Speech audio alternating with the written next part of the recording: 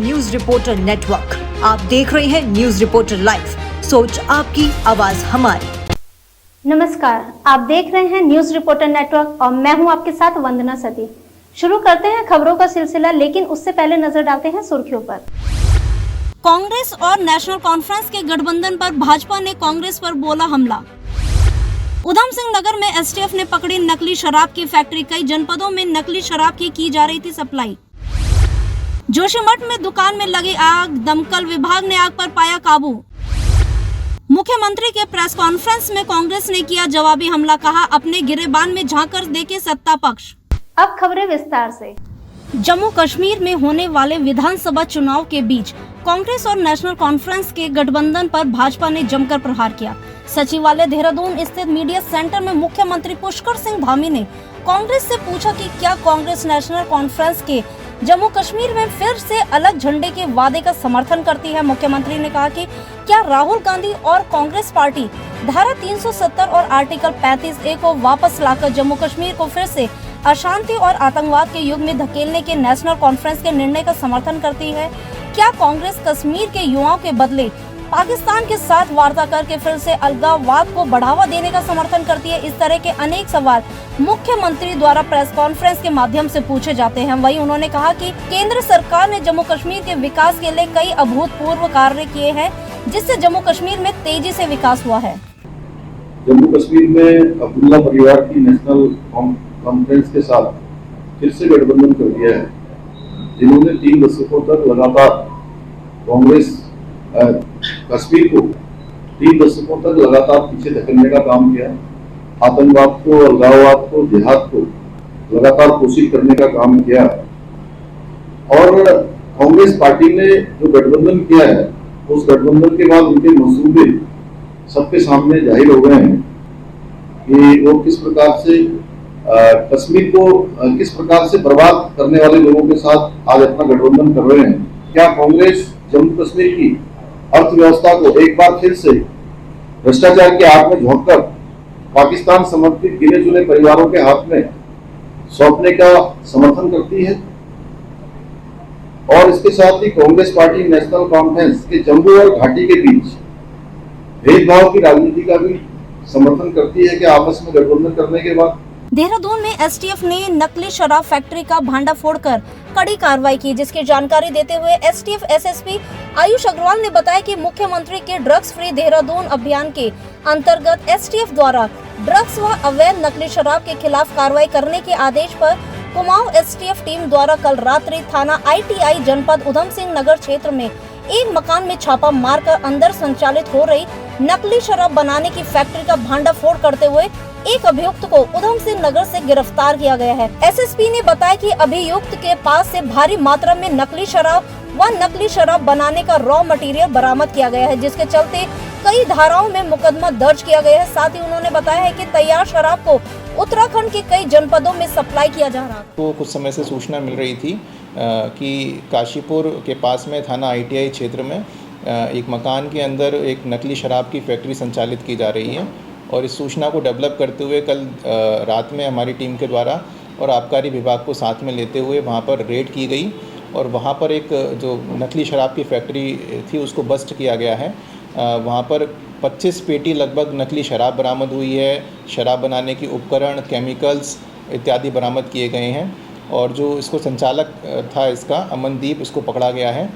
इसके विरुद्ध पूर्व में भी एक मुकदमा इसी तरह का पंजीकृत है, जहाँ पर ये कहीं और शराब की फैक्ट्री चला रहा था। ये केमिकल कहाँ से आ रहा था, क्या कॉम्पोजिशन है और ये कहाँ बेची जा रही थी, इन सभी पहलुओं पर आगे इन्वेस्टिगेशन के दौरान में कार्रवाई की जाए। शुक्रवार रात्रि जिला नियंत्रण कक्ष द्वारा फायर सर्विस गोपेश्वर को सूचना दी गई कि पोस्ट ऑफिस गोपेश्वर के पास दलीप सिंह भंडारी निवासी ग्राम पोखनी जोशीमठ की ठेली में आग लग गई है, जिससे पास के दुकानदारों और राहगीरों में अफरा तफरी मच गई। आग की लपटें तेजी से फैलने लगी, जिससे पास के क्षेत्र में धुआं फैल गया। शिकायत पर फायर सर्विस की टीम ने मौके पर पहुंचकर आग पर काबू पाया और किसी भी तरह के बड़े नुकसान को रोकने में सफल रही। आग लगने के कारणों का अभी तक पता नहीं चल पाया है।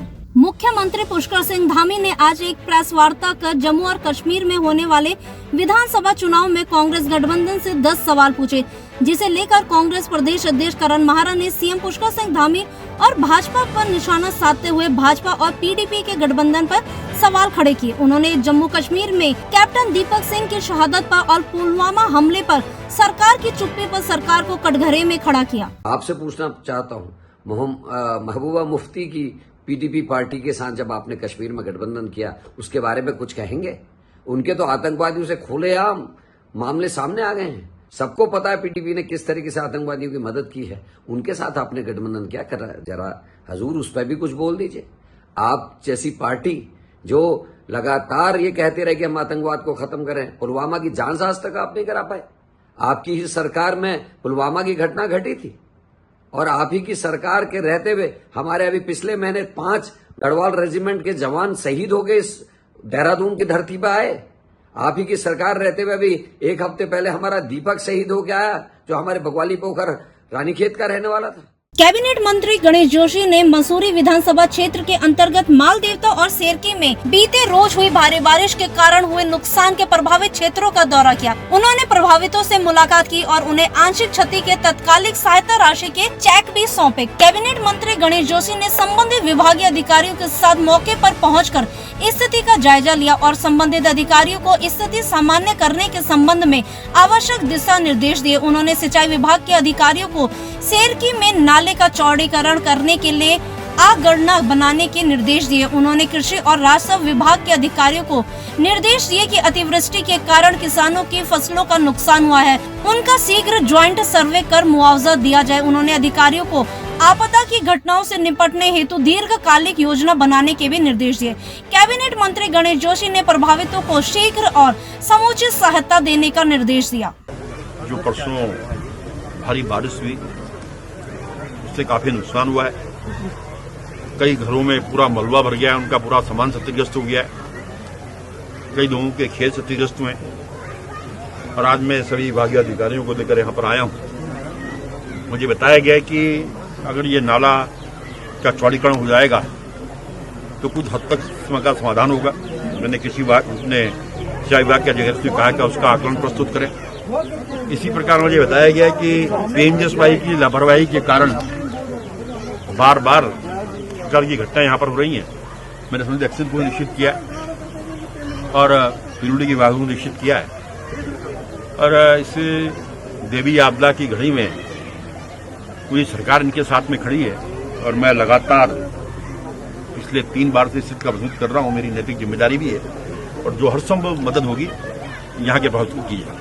मुस्लिम लीग सेवा संगठन द्वारा आगामी 25 अगस्त को एक रैली प्रस्तावित की गई है, जिसके विरोध में आज हिंदू रक्षा दल के प्रदेश अध्यक्ष ललित शर्मा के नेतृत्व में कार्यकर्ता जिला कार्यालय पहुंचे। वहां पर उन्होंने मुस्लिम लीग संगठन की रैली के विरोध में अपना ज्ञापन जिला अधिकारी को सौंपा। अभी 21 अगस्त को हमने एक जन आक्रोश रैली निकाली थी, हिंदू आक्रोश रैली, जिसका मीडिया ने और सभी ने कवरेज किया था। बहुत सुंदर और स्वच्छ रैली थी, किसी के विरोध में नहीं थी। वो बांग्लादेश में जो हमारे हिंदू भाइयों का नरसंहार हुआ है, जो उनके बलात्कार हुए, उनके विरोध में हमने एक रैली निकाली थी, जो कि एक बहुत ही सुंदर रैली थी, जिसका मैसेज देना काम था बांग्लादेशी मुसलमानों को खास करके। जब हमारी वो रैली सफल हो गई तो उस रैली से सफल हो गए मुस्लिम लीग सेवा संगठन ने ईर्ष्या रखते हुए अपनी एक रैली का आयोजन हिंदुओं को डराने के लिए किया 25 तारीख को। उसके विरोध में आज हमने डीएम साहब को और एसएसपी साहब को ज्ञापन दिया कि बाहरी क्षेत्रों से जो बाहरी लोग आएंगे इस उत्तराखंड देवभूमि की पावन भूमि पर, वो आकर हमारी बहन बेटियों के साथ, हमारे व्यापारियों के साथ, हमारे उत्तराखंडी भाइयों के साथ, उन लोगों के साथ कोई ऐसी घटना ना करे जिससे हिंदू जो अभी फिलहाल शांत बैठा है वो उबाल आए और इस प्रदेश में एक ऐसा युद्ध छिड़ जाए जिस युद्ध को सरकार, शासन, प्रशासन या पूरा देश संभाल ना सके। अक्षय कुमार की पिछले कुछ सालों में रिलीज हुई फिल्मों का बॉक्स ऑफिस पर बुरा हाल हो रहा है। वहीं लेटेस्ट फिल्म कॉमेडी फिल्म खेल खेल में भी कुछ खास कमाल नहीं कर पाई। वहीं एक्टर को अब आने वाली film welcome to the jungle और हाउसफुल 5 से काफी उम्मीद है और निर्माता जल्द ही इसकी 5वीं पार्ट लाने के लिए पूरी तरीके से तैयार है और इसकी घोषणा भी कर दी गई है। टीम इंडिया के लिए अब कभी नहीं चलेगा गब्बर का बल्ला। जी हाँ, हम बात कर रहे हैं टीम इंडिया के ओपनर रहे शिखर धवन की, जिन्होंने अंतर्राष्ट्रीय क्रिकेट के तीनों फॉर्मेट से संन्यास ले लिया है। उन्होंने सोशल मीडिया पर एक भावुक वीडियो पोस्ट करते हुए अपने रिटायरमेंट का ऐलान किया और इसकी जानकारी दी। तो खबरों का सिलसिला यहीं समाप्त होता है। कल फिर मिलेंगे ताजा तरीन खबरों के साथ। देखते रहिए न्यूज रिपोर्टर नेटवर्क। धन्यवाद। अगर आप हमारे चैनल पे नए हैं तो चैनल को सब्सक्राइब करें और साथ ही बेल आइकन को प्रेस करें ताकि उत्तराखंड की कोई भी अपडेट मिस ना हो पाए।